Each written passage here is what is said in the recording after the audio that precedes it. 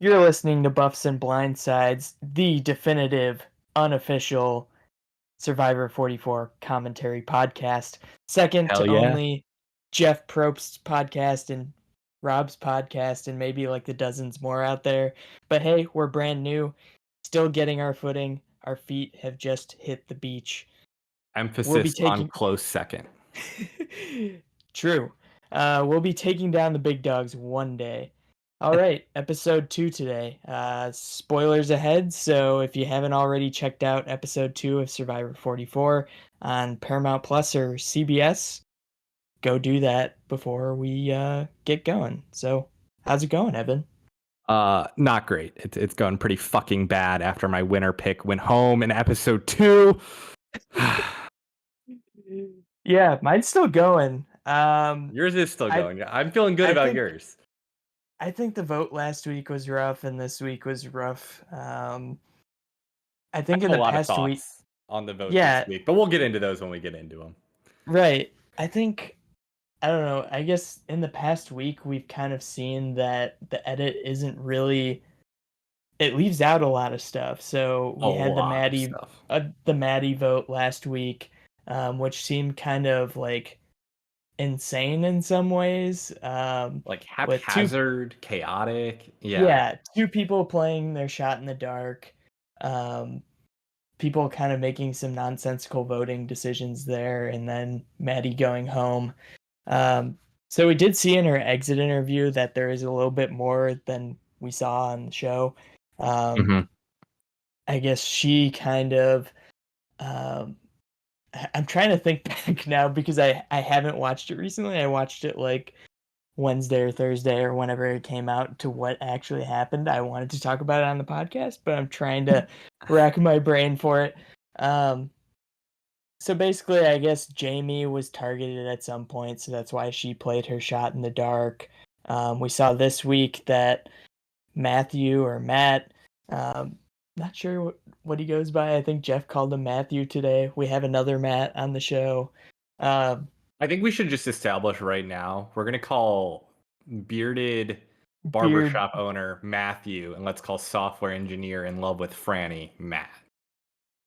right. Okay, Okay, that sounds good. I like it. Yeah. Um, So Matthew, we saw this week, played his shot in the dark, obviously to get out of the vote and kind of abstain and not. Which hella kudos to us. We had that call last week, so way to go. We know how to I read don't know Reddit. if we really had that call. I think it was that I we. brought it up. I had that call. Okay, okay. I definitely saw it online as like a theory that he was playing smarter than it actually looked. Um, yeah, so we saw that play out. I love that Um, play. By the way, like people take votes so fucking personally, and I can't even begin to figure out why. But good play by Matthew. We can see the heat it brought on Kane actually putting that vote on Brandon. Um, Matt made the right play. Matthew made the right play. yeah, so we saw Maddie kind of scrambling and trying to gun for Brandon, who played his idol in the end. And obviously, she went home. But I think there's a little bit more than meets the eye there. And like, I think she was trying to work with Kane, and Kane, or she was trying to get him to vote with her or something. And he was nowhere to be found. And she could only talk to Matthew for some reason to try to sway him to vote with her, and Mhm. he tipped off Brandon to play his idol or something like that. Yeah, I do remember Um, Matthew being the one who told Brandon to play the idol. yeah, right. And is it Lauren or Laura? Lauren, yeah. Lauren? Okay. Yeah, so she had that advantage as well, and like more people knew about that than the show let on. So all those things kind of played into what happened last week, and still an unfortunate vote. I would have liked to see Maddie go a bit farther. Um, but just kind of recapping that. So let's The go into only this week. the only thing that provides solace to me in Maddie going home early is that we clearly still have plenty of chaos left on this cast. Yeah, Um, she was not our only source. We've got a lot still going. This episode made that painfully clear. Yeah. yeah, I think we can get into that a little bit later, talking about the edit a little bit. Do we have anything else that happened in the past week that we want to talk about? I think there was some talk on Survivor Twitter. The big tweet that I saw come up a lot was Carson's basically saying that people are being too mean to the contestants of Survivor 44. And you gotta remember what it was like when you were on the island, that kind of deal. Frankly, seemed a little soft to me. I don't know. I haven't been seeing that much hate for these guys, or nothing more than the past couple seasons have gotten. Um, Randy Bailey had a beautiful clap back about how there's no way this kid would have made it back in his day, and there's what a wonderful old man take from Randy that is painfully accurate, in my opinion. Classic Randy. I don't think Randy's actually like. There's no way he's actually a mean guy. He's just kind of playing Yeah. into his character, Oh, I think he's totally which just playing into which his I love character. it. I love it. Because Love to if see he didn't it. play to the character, what would Survivor Gabon be? Like, we need him to be the curmudgeon. All right. Do we want to get into this week then? I think we should. And I gotta say, we started off with the single best part of the episode came 3 seconds in when we got a I little know what you're sound talking bite about. of the I know old what theme you're talking song. about. Ancient Voices, they played like 3 bars of it and it just made me feel all good and warm. I hope they do that every week from now on. Yeah, I don't even know why they don't go back to, I think in the late 30s seasons. They didn't do like the full intro, but it was just like they showed the logo or something and some island Yeah. shots with the theme, right? Why can't Mhm. we have the theme back? It seems like a very important piece to like maybe the marketing or the branding of the show. Why are they withholding it from us? And I feel like we still are getting that little intro slide, right? Each episode opens with like some sort of Survivor logo. Just do what you did today. Give me 4 notes of the song, and it'll make me feel good. I'll hear it in my head, and move on with a good start, right?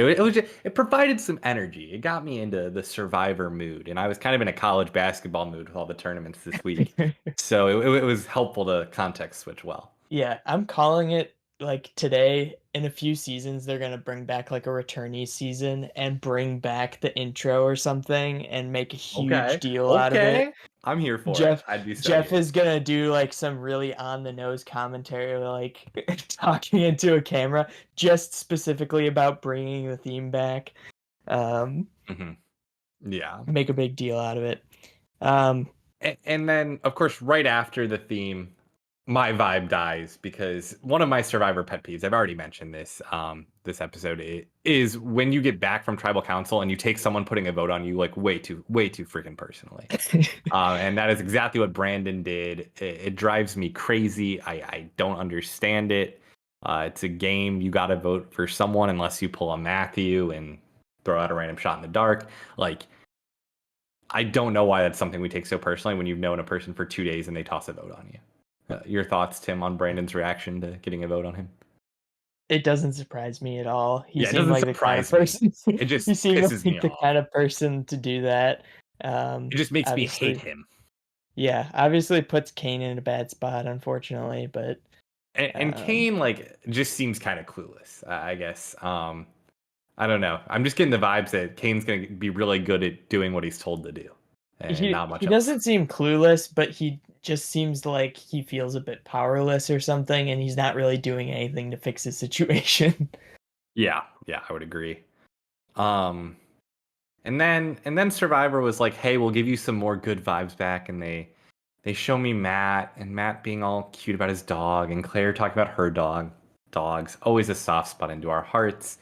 We learn about Matt getting, his girlfriend breaking up with him, which, Carson told us last week, don't advertise how you're single on TV, or your DMs will get flooded. I wonder if Matt will have the same situation or if with the Franny show, Matt is going to stem that for him. Yeah, that would be interesting. Maybe they're still together. You don't know. Maybe yeah, that'll actually be a really fun like thing for us to find out eventually, right? At the end of this season is if they're still In the together. past, it would be like the Survivor reunion, and Jeff's like, "Hey, what's the story with this?" And then he'd be like, "How's the sex?" He's asked some of those really weird ones before. Who True. was it? Oh, it was Eric in China. Are you still a virgin? Classic. Just wild. But The they got China. married, though. They got married. Yeah, yeah. Ugh, Um, wow. Um Matt as our showmance guy, Matt and Franny, they're adorable. I love a good nerdy couple. They're so cute. Holy, they just melt my heart a little bit out there. I would agree with that. One thing that I was kind of cautious of with the edit, it's, I know you're just kind of getting into like, oh, I really like this. I'm getting into the deep uh, analysis of what's going on here.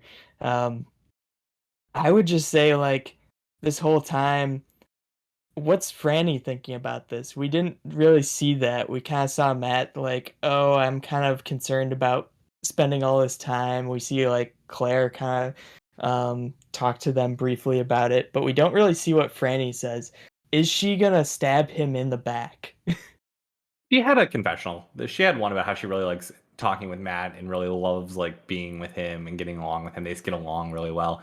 But then she definitely was like, I think the one of the duo pushing like, we need to spend some time apart today because we're getting a little too close, you know? I don't think there's any like romantic implication behind that though. Oh yeah, fair. Good point. Good Like point. she was just kind of like, I really like spending time with this guy. She's already put her head on his shoulder like 3 times though. I feel like True. that's not nothing. She could just be being She nice. could that just could just be her style. It could definitely be.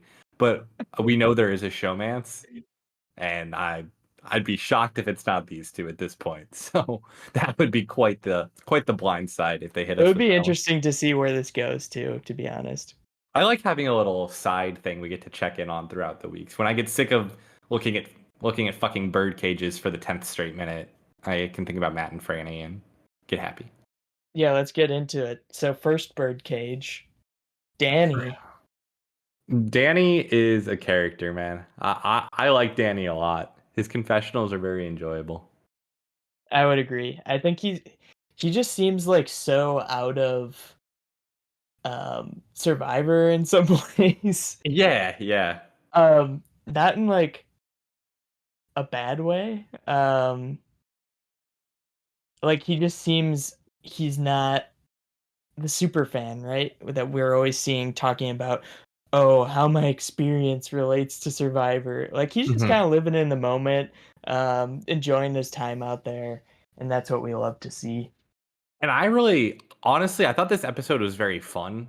Like, it started out great with the non-superfan perspective because, like, Matt and Franny are like definitely giving off couple vibes, and that's something any superfan would know not to do or like would tell themselves not to do.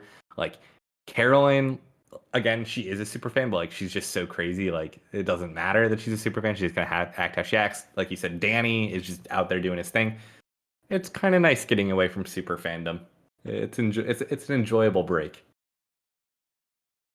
Yeah, and as we talk about later, like um, he he successfully gets away with finding this key and not telling anyone about it. No one seems to be onto it.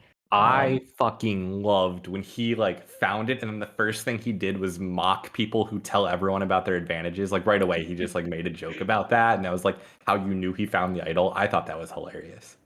Yeah, and getting into the next title too, I guess one question that I have is with this edit, when do you think this happened? Like, do you think this realistically could have happened on an earlier day, don't you think? How does it happen that like they took so long to find it? When Ratu or someone, another tribe, they found it right away, or they were looking for it right away. Do you really think that Soko was just kind of like sitting around all the time and like it took them a few days to find it? No, not at all. I think Sokka was irrelevant to that first episode from a tribe, um, like from a tribe perspective. Like there was no intrigue there. They weren't going to go to tribal council. Like the only thing we were really going to learn was about Matt and Franny, or the start of some chemistry there. So I bet they found theirs earlier, and I think Survivor kind of used this episode by and large as a vehicle to establish these advantages and get these bird cages out of the way.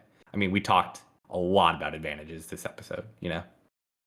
Yeah, and I think it's good that they're kind of getting it out of the way now because it would really be annoying if it was like 3 or 4 episodes down and then someone finally got to the advantage or something. And Uh, I agree. I think that's kind of what we saw happen with the beads in 43, right? Which I thought the beads was a really good twist, but it just kind of felt like Hmm. it dragged on for like three separate episodes, and I was done with it after the first time we saw it, and then I came back 3 weeks later. This time we had to see all three tribes do the birdcage, but like it's done by episode two, so it's kind of like whatever. Yeah, Moot point. it's definitely the Jeff Probst book of just like throwing random stuff at contestants and seeing, or contestants, I should say, survivors, whatever they call them. Hmm. Just throwing random stuff at them and seeing how they deal with it. So it's like, oh, let's give three different three same advantages, three different tribes.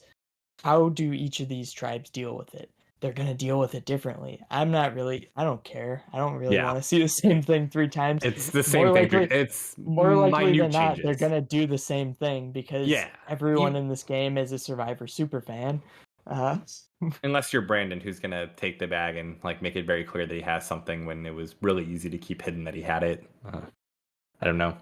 That was not the best play. I'm glad we saw the other two, Danny and Carolyn, put the bags back like they did. I think that was really smart. Caroline, I kind of get how it happens. You leave it untied, like you're in the heat of the moment. Um, but I was just glad, we saw that adaptation come in. Um, yeah. while I bring up Carolyn and this idol, Tim, I have to ask. I think it might have been the weirdest thing I've ever heard in a confessional. She I dug know what through you're her going to say. son's poop for 3 days to find a tooth so that he could put a tooth under his pillow for the tooth fairy? Who the fuck does that? What is That that? that There's no way the tooth fairy is that important to this boy. And then they like show his picture and the dude is like 14 when it happened. I was expecting him to be like 6. that seems so on brand with their character that it wasn't surprising to me. It was just kind of like a what the heck moment. Um And you know what the worst part is like if this were anyone else, I'd be like, oh, they were like keeping an eye on it. They made sure their kid, like, oh, if you see it in your poop, we can get it out, right? I believe Carolyn took a fishnet, went in the toilet, fished that shit out, and like went through it with a fork. Like, she's that committed to the bit, which I love about her. Wild confessional and really wild thing to admit on television, but I love that part of her. yeah. So she gets the idol. Um I was just shocked how she got away with it, right? That tribe is How so dumb, just man. How did no one put like literally don't even look how at her? there was she was away from the whole tribe the whole time. And then Um and then she she somehow like avoided the bag search, and I'm seriously convinced if anyone just asked her like the simplest question she would have cracked. I mean, she like is incapable of shutting up, which bless her for it. Like she's hilarious. She's incapable of shutting up. And then the second they talk about an idol, she goes dead silent and just stares at the ground. And these geniuses who are really good at reading people can't figure out she has it. Like, you're kidding me. How are they so dumb? Like, Carson, you Carson's read a book on interrogation techniques, and the lady staring at the ground, like suspiciously didn't tip you off, but Helen's crossed arms really threw you for a loop, buddy. yeah. Um that also brought up something that I found really interesting from the Jeff Probst podcast. Hmm. He was talking about how in his free time he watches police interrogation video. And Yeah, that somehow that sounds gets him very in the Jeff. mindset for Survivor. I couldn't get the connection there, but I can't it, wait for him to have some analogy, or some police officer to come on the show and give an analogy about how interrogating people is going to be really helpful. I'm sure Tony's already done it at some point, but yeah, but this also just felt like classic Carson, kind of Carson, what I originally suspected of him from pregame, of just someone who talks a lot of game, but like when it comes down to it, is just kind of incompetent. Carson is the guy who thinks he's really good at everything and is almost incompetent at everything, but that's just me. All Um, right, let's get to the challenge, right? Or the did you have something emphasis on else? the challenge. There's only one this episode. The Um, challenge, not the show. The challenge. yeah, not to be confused with the show, The Challenge. Go Michelle This is a Fitzgerald. Anyway, Survivor podcast. yeah, only one challenge. Uh, And of course, that one challenge is an obstacle course followed by a recycled, and then I'm going to put in air quotes, puzzle, because it's not really a puzzle. And it's not even the interesting variant of the puzzle. That the snake board, they've done it with two people where each is pulling one thing. Way more interesting than just watching one person do it. Right? Like, why were they choosing the most basic, boring variants of things for challenges these days? Wild to me. Yeah, and I guess before we get into that, I wanted to mention some other things. Mhm. Soka just dominates the challenge, unsurprisingly, and then Josh kind of blew it in the end, with that I was snake amazed he thing. pulled that off.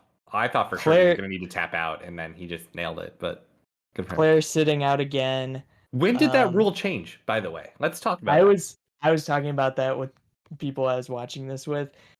I was curious about that too because it used to be like you had to sit out someone else, right? Right, you Or couldn't do maybe back to that was back like in the same night immunity game. or reward. No, they were both Eh, immunities. Okay. Yeah, I don't know when that rule changed. I almost wonder if like Jeff said who's sitting out, and then Claire said her, and then Jeff was just like, okay, I'm not gonna bother. Like that's happened with Mike in the phrases, right? Mike didn't say his phrase, and then the producers never like made him say it.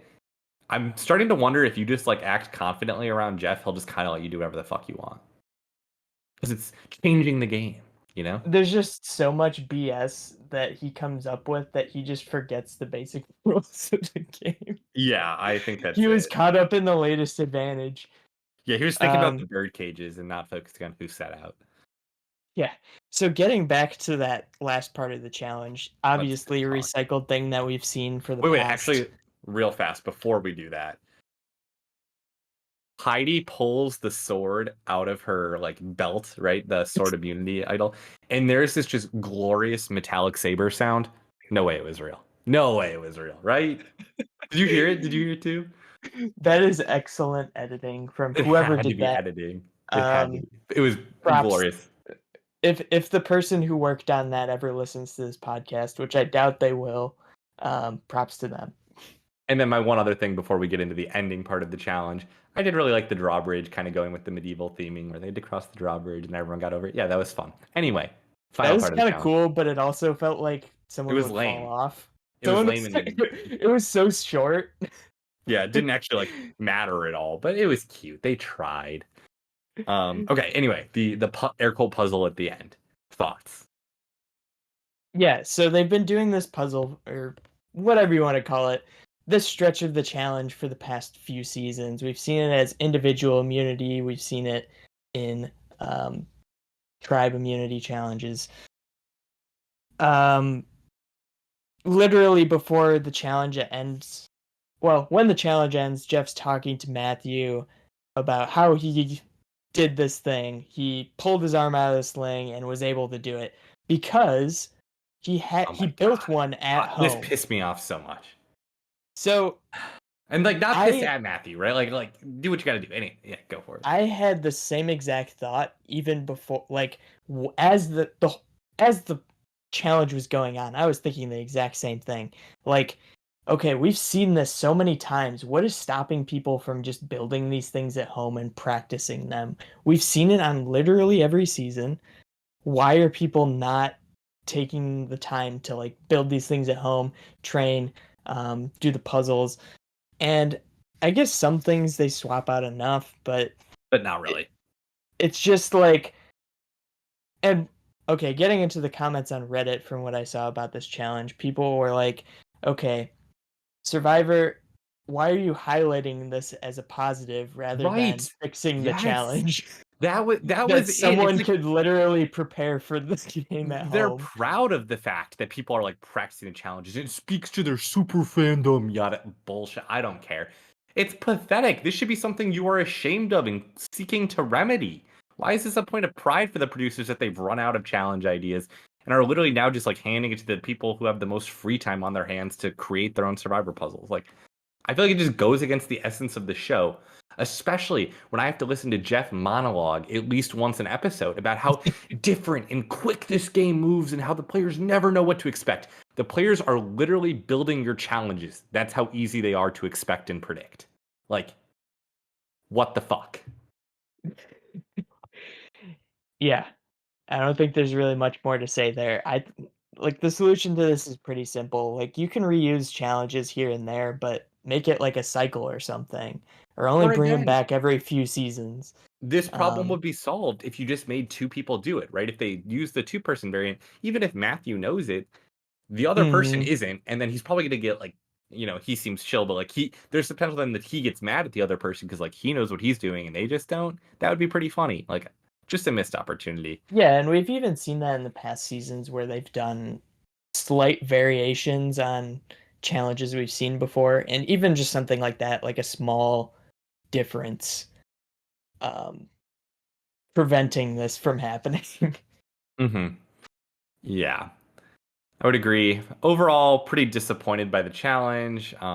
Especially like it just wasn't close. There was just no hype to it at all, really. I guess like when Matt was flying through it, there was a little hype, but not much. Overall, this was just an episode that really didn't get me too hyped. Again, outside of those first 3 seconds. It was a weird episode. Yeah, it just felt like an episode where they were trying to get through stuff, which I guess we'll come back to Hmm. later. But after the challenge, we get hit with this Carson montage of him, how he 3D's printed every puzzle survivors ever had. Now he goes to Georgia Tech. Tim, did you know that Carson worked at NASA?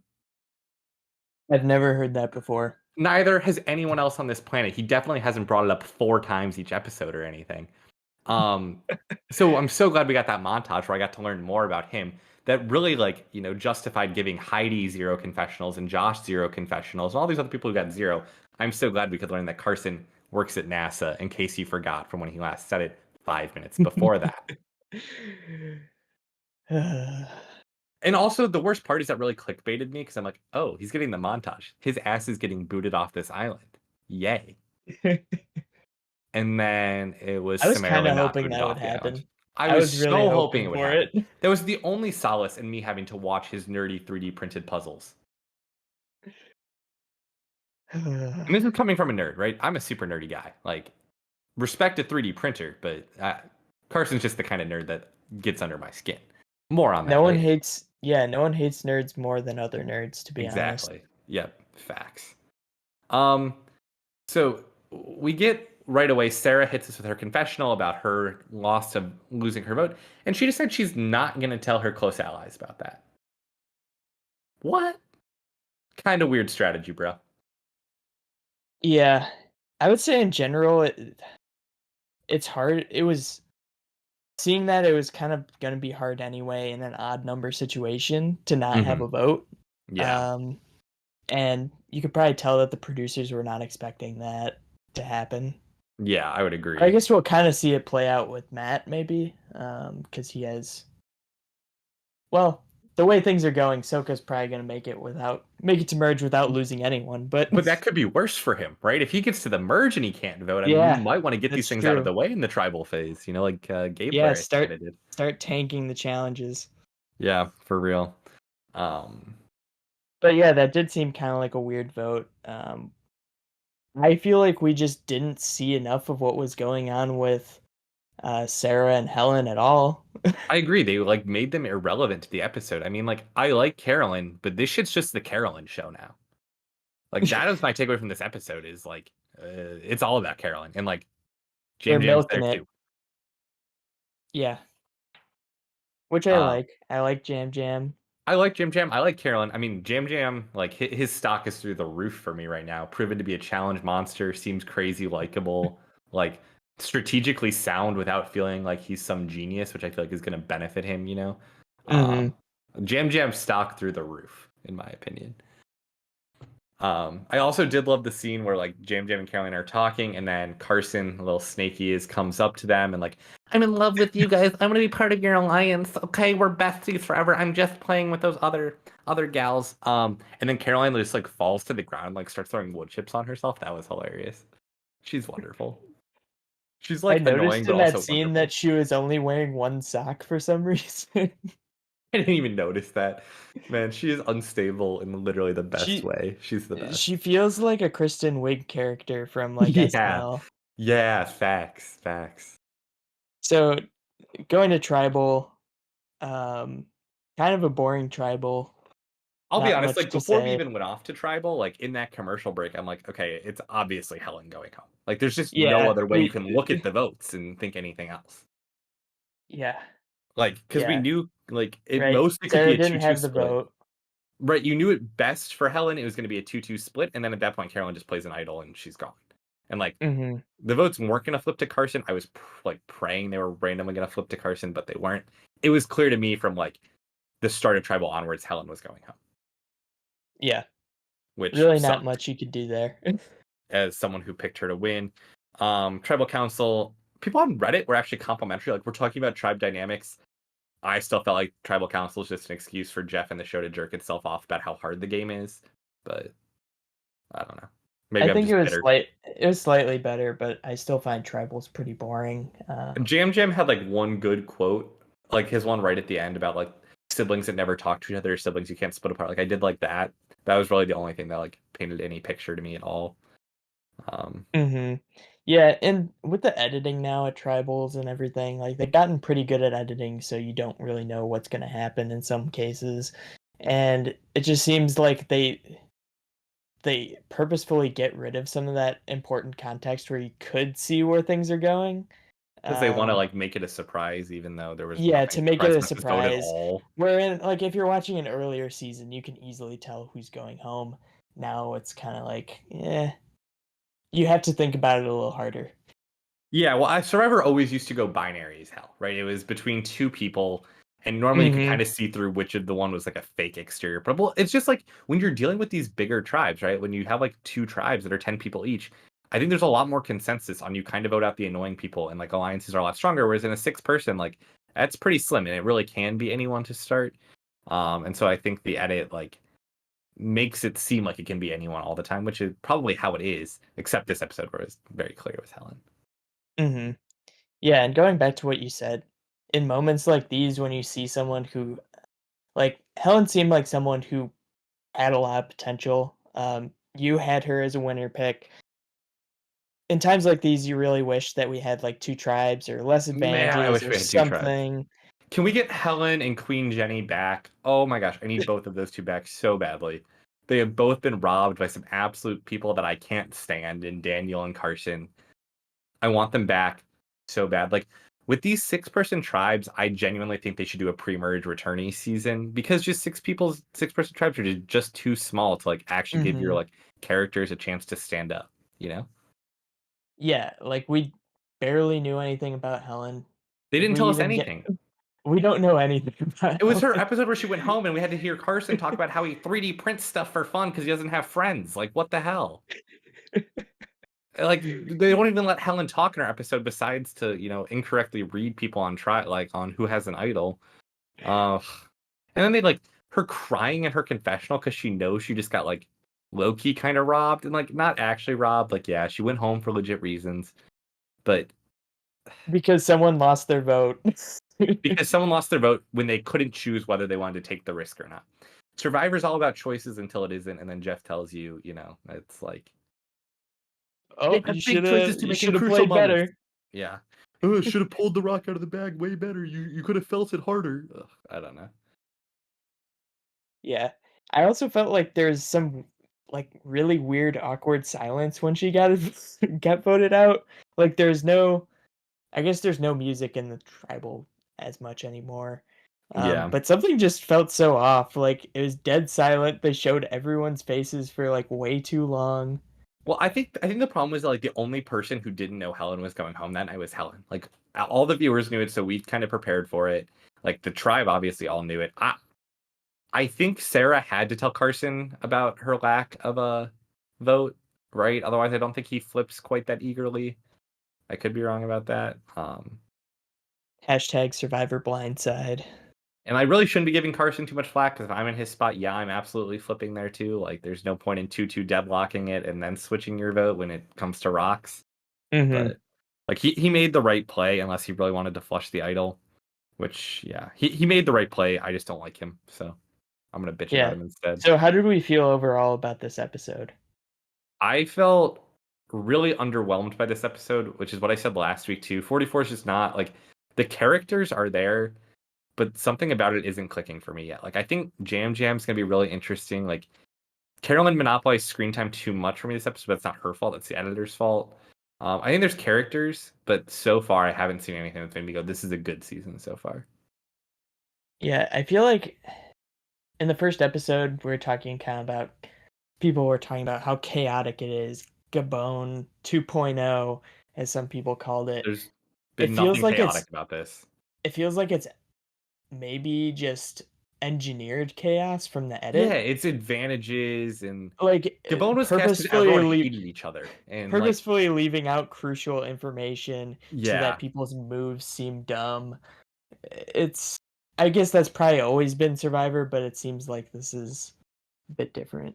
No, I think you nailed it there with engineered chaos and why this feels different than like a Gabon where it's just crazy people doing crazy things. This just feels like it's a very slanted angle they're trying to take and giving us a very skewed point of view of events and of what's going on the beach to fit whatever their narrative's ultimately going to amount to.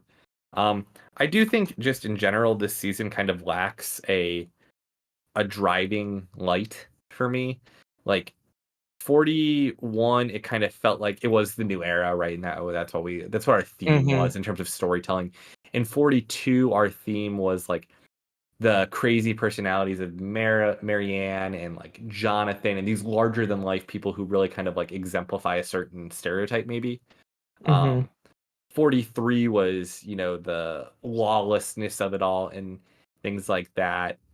I just feel like 44's theme, to your point, has been like they're trying to make it chaos, but it just doesn't feel chaotic at all outside of Carolyn's confessionals where she talks about playing with her son's poop.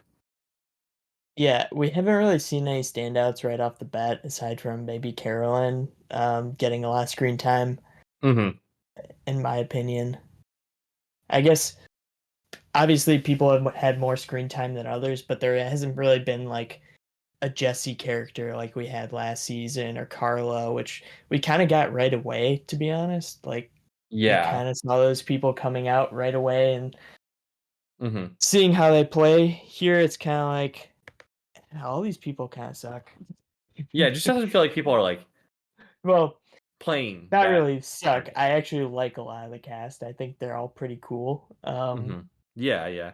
It's I just just feel like like we're not seeing any interesting moves or interesting we're just anything. spending too much time on the narrative the game is forcing on us of bird cages and idols and Hmm. Yeah. again, I think small tribes make it hard because half your episode, which is like the challenge, tribal council, and like the point in between them is dedicated exclusively to one tribe, which is only 6 people. I mean, at this point, it's four of them left, right? So you're just always going to get a very slanted narrative towards whichever tribe ends up going to tribal council, which how it's Yeah. always been. But when you have more people there, you're still learning about more of them. Yeah. Um, do we want to talk about next week? We'll get into it next I week. do actually. I normally don't have strong opinions on like the scenes from next week. But the last clip, which was Danny like talking about how he's going to be Peter Pan, and then they show him like doing a cartwheel and sneaking around in the woods. I'm hyped. I Someone, I love Danny so far. yeah, I was curious what he was eating. Someone on Yeah, yeah, Reddit he said ate the piece of paper. he was Yeah, eating the idol piece of paper. which is hilarious. I don't know. He just seems like someone who's like, we give He's Carolyn a a lot of credit for character. being authentic. I think he just also seems really authentic to who he is. I think that makes for good television. Yeah, and we Like kind of saw that Carson, a like I think little. that's my problem with Carson is he seems like the least authentic person. He seems like he's really constructing the narrative of this nerdy NASA guy. Did you know he works at Hmm. NASA, by the way? It's like he's just kind of No. forcing this on us, whereas Carolyn's like, yeah, I'm just a crazy bitch and it's funny. Um, Yeah, and and we kind of saw that a little bit last season with Cody, like kind of this like chill dude having a lot of fun, and then it just kind of disappeared after like the first few episodes. Hopefully, I this kind love the of chill like dude edits. I'm such a fan yeah, of them. I'm hoping this sticks around through the game if he lasts that long. I hope he I agree. goes pretty far. Um, anything else from what we saw? Kane plays with the sword. I didn't even see that. Yeah, no, I had nothing else besides for Danny. Danny's acrobatics stealing the show for me. Yeah, it was just a really chaotic preview, which I Yeah, guess it always is, but just in summary, though, like what were my high points of this episode? And it was literally the first 3 seconds, the theme song, and then the scene from next week. And I think that kind of summarizes how I feel about this episode. Just didn't matter. And the no love for the showmance. Showmance gets a little bit of love. That'll get bullet point 3. But To your point, that's like the slow build, right? That's like the plot line that's in the background of each sitcom episode. Like we're getting there, and I'm sure it will star in an episode at some point, but it's not starring in an episode yet. It's the series arc, right? Yeah, yeah. Which I'm cool. The season arc. Right. Or maybe it is a series arc. Maybe they both come back and Oh my God. revive that They come showmance. back as a married couple. Them versus Boston Rob and Blood Amber. versus water. Uh Yeah. that would be good. Um All right. Do we have anything else? I think we should no, wrap up. I think we should wrap up. Thanks for All tuning in, right. folks. It was Yeah, a thanks for pleasure tuning chatting with in. you. This has been Buffs and Blindsides. Um, yeah, see you next week.